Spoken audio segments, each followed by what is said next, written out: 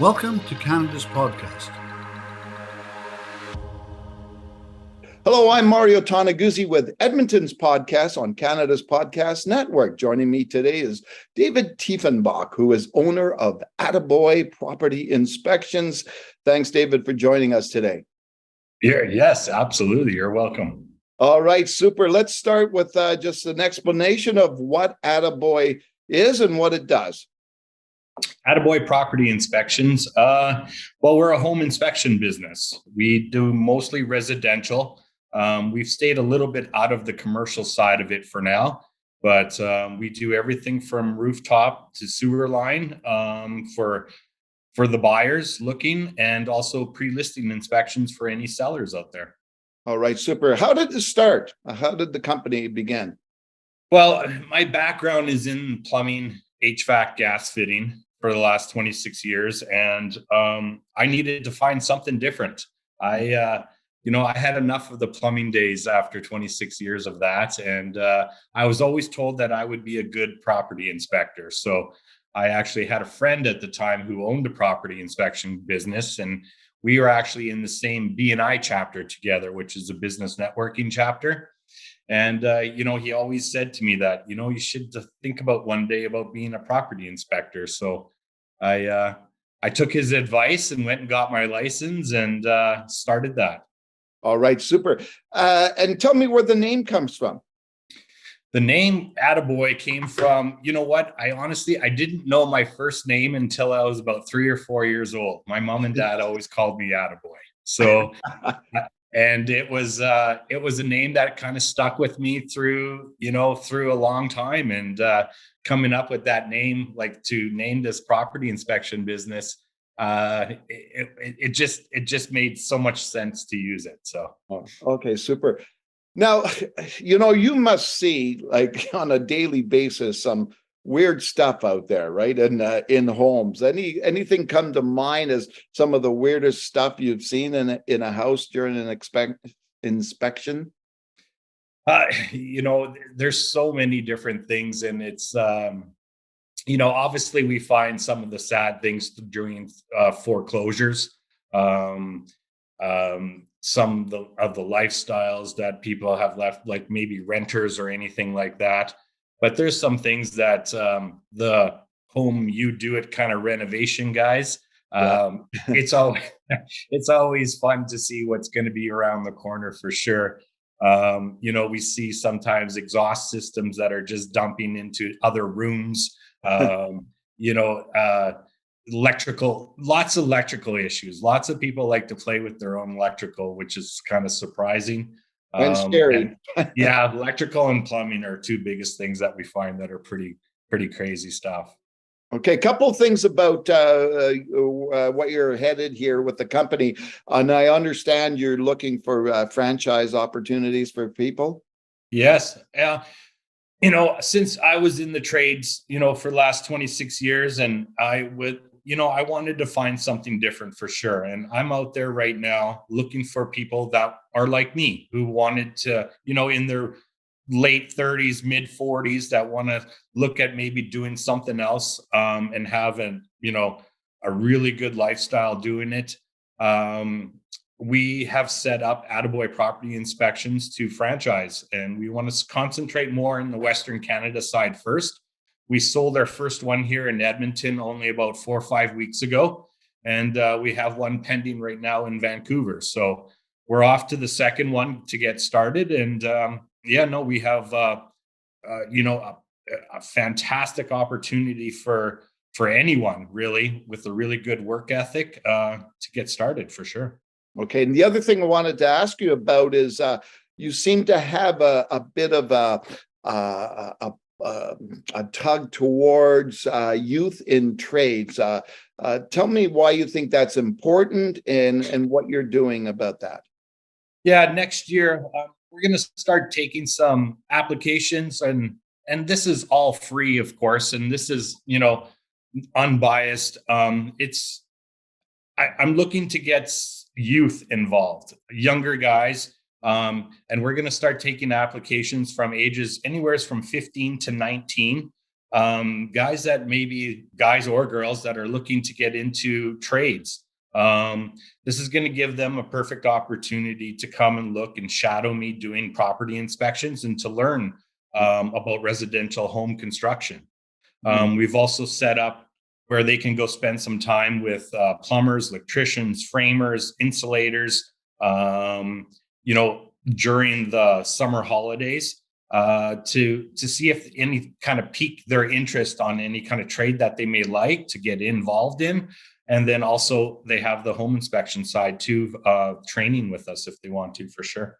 All right, super. Let's talk a little bit about yourself, David, and your background. You're from a small town near Regina, right? Yeah. There's just east of Regina, a small town called Balgonie, Saskatchewan. I grew up there, and my grandparents had a farm just southeast of there.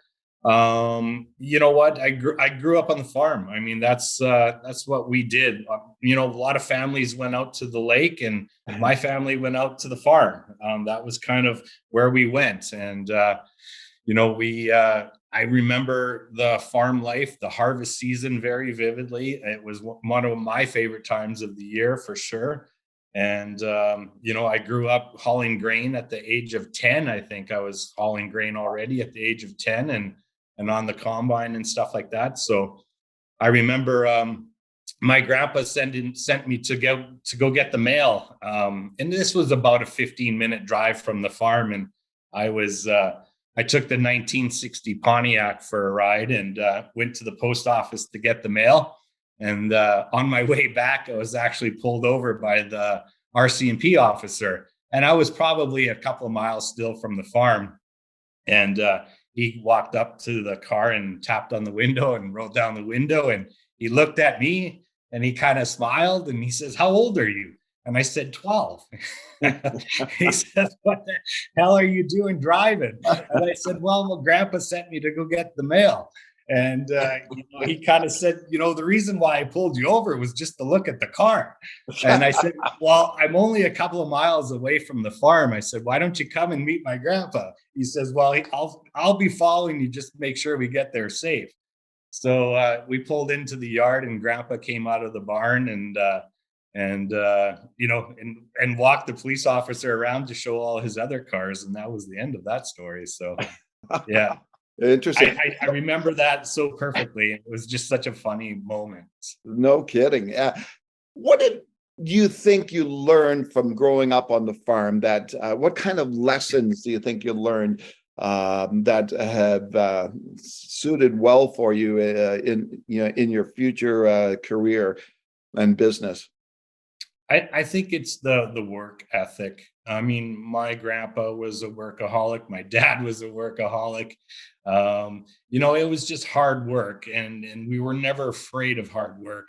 And it's just about the family too. The family spending time working hard.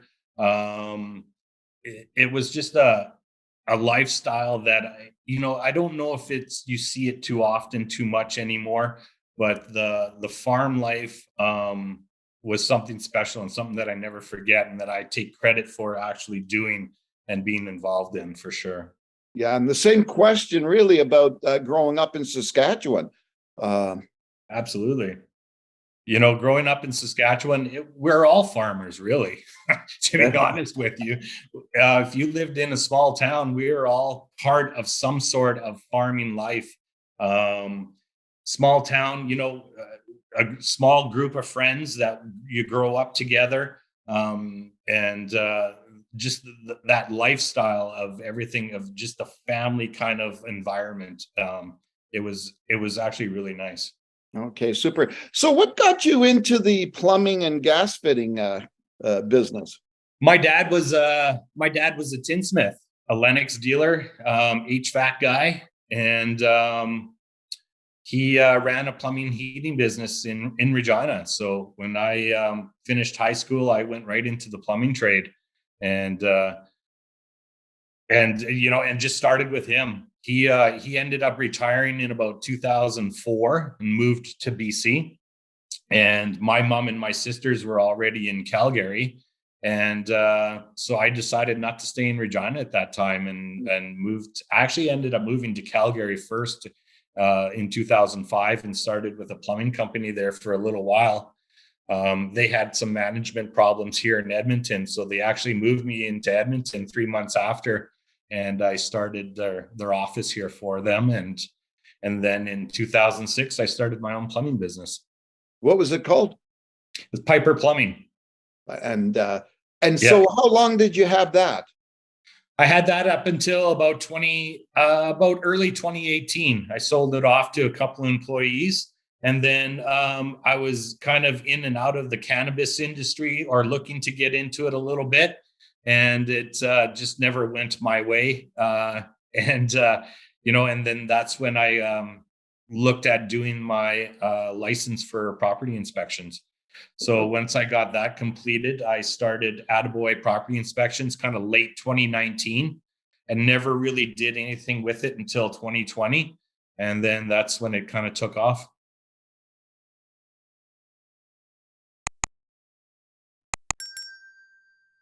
So I just want to backtrack for a second in terms of the plumbing business. Why did you feel at that time it was time to sell and get out of that? Well, I had a couple of employees that were interested in carrying on with it. And I was kind of like, it was just not in my heart anymore. I needed at that time to find something different. And that's when my friend who owned at that time a property inspection business, him and I had a really good talk about how to get into the business and stuff like that. So he kind of pushed me and nudged me a little bit to get at it. So I'm very grateful and thankful for that, for him to do that, for sure. Okay. Can you talk a little bit about, as you mentioned, your brief foray into cannabis? What happened there?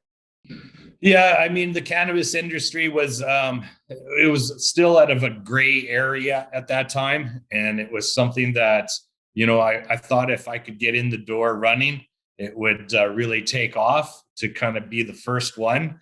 But no, the federal government made a pretty hard stop on me, which was kind of sad and too bad, because it looked like it was actually going to be pretty promising. But yeah, no, it was put at a red light pretty quick. So I'm sorry, why is that? It was too early. It was too early. None of the regulations and all the rules and anything like that was kind of put in place yet. Oh, okay. So when you look at being an entrepreneur, what advice would you give people who maybe want to be entrepreneurs? What advice would you give them?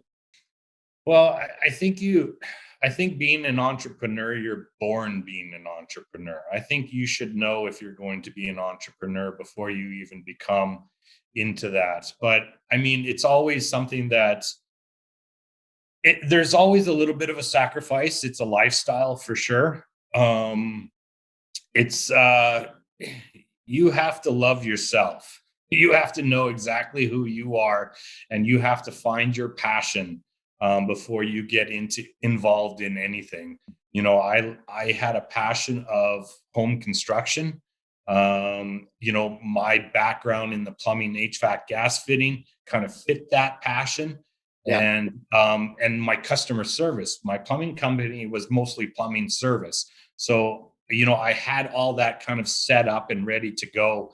And then the passion of it, of how helping people, go out there and find their home or their forever home, or people that are selling their homes. It was just something that just clicked for me. And it's just something that I'm so grateful for, and something that I can't wake up fast enough every morning to get out there and go do inspections. It's just what I love to do now. What has been the toughest challenge or challenges you've faced in being an entrepreneur? Well, it's a roller coaster life. It can definitely be ups and downs for sure. And I think the things like the economies can always play a part of that for different entrepreneurs. I think that I think off the beginning, it's always really difficult to get all your systems and procedures in place. And I think once you do that and you start, out hiring the other person is when things really start to, it's like almost like pushing a snowball down the mountain. Once Yeah. those systems are in play and you start hiring the right people for the right positions, it becomes fun actually. And the training part of it and everything and the culture that you build around your business is so important. So when through your entrepreneurial journey, did you have any mentors along the way, or did you have any, I don't know, examples of entrepreneurs that you kind of learned from, or even books that you read? Yeah, no, absolutely. The Atomic Habits, Darren Hardy was always somebody, all his books. I'm usually up in the mornings at about 4:35 a.m. The very first thing I do is actually have my coffee and do a lot of reading. And Darren Hardy was always a lot of his books. Uh, there's Tony Robinson. There's lots of guys that I can't think of off of the top of my head, but having a mentor, I think, is one of the most important things to have, to be honest with you. I think surrounding yourself with business like-minded people, people that are actually more successful than you are, because I strongly believe the people that you hang out with is who you become.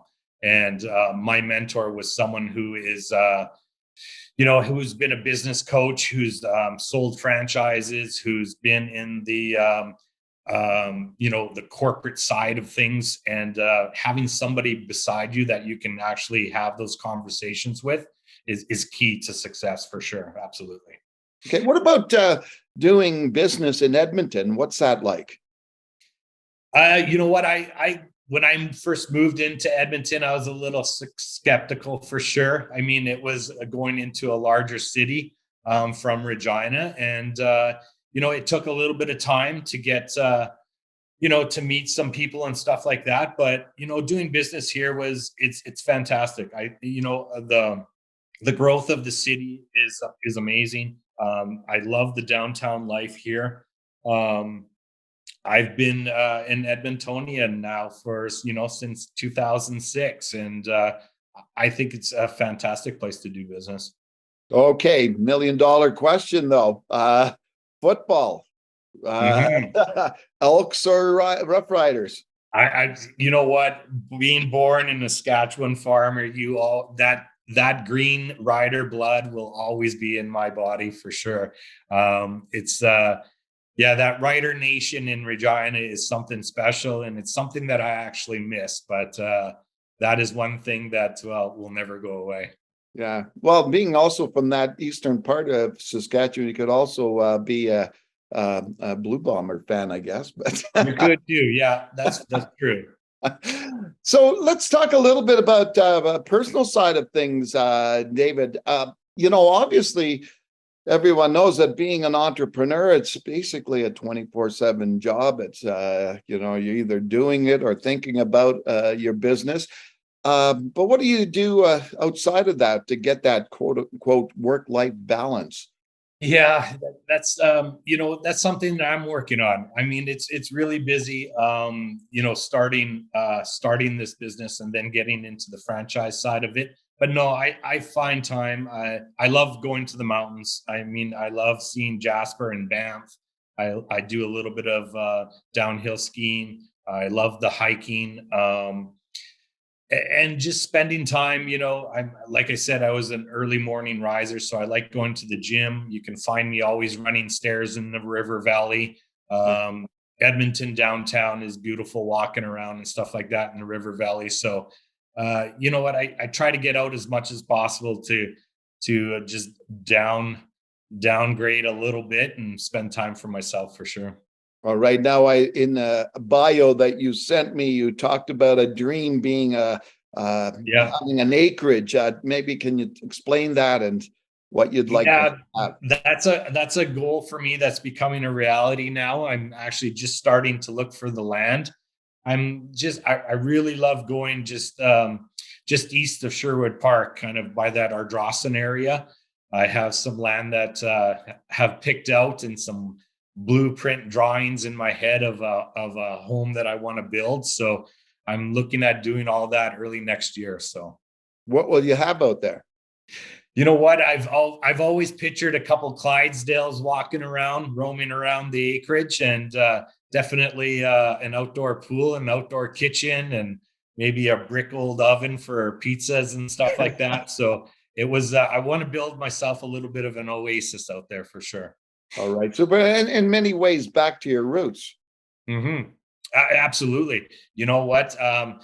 As much as I hated cutting grass when I was a kid, I think there's always a lot of grass to cut on an acreage for sure. I might need to get a couple of goats with those Clydesdales. So Now, I just as a personal aside, and to our viewers here, I met David several weeks ago when my wife and I came to Edmonton for our anniversary, and downtown Edmonton.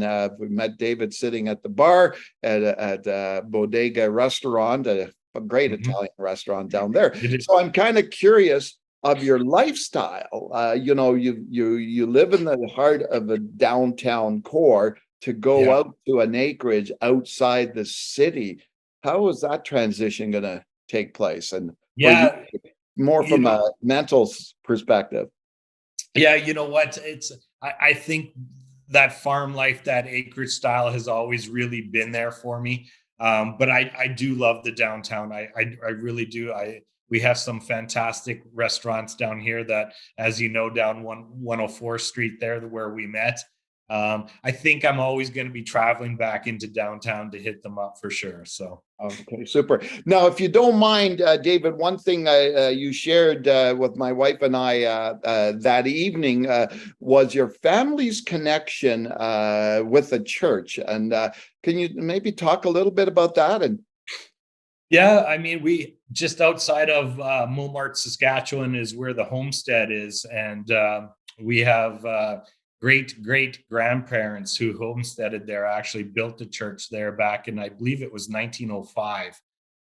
It was all hand built, hand painted through the family, and it's a family owned church. And it's something that I'm pretty proud of. I have a lot of different cousins and that still get married out there. Lots of baptisms. We have a priest that's right in Montmartre, Saskatchewan, that comes out to there to help us with all the services and stuff like that.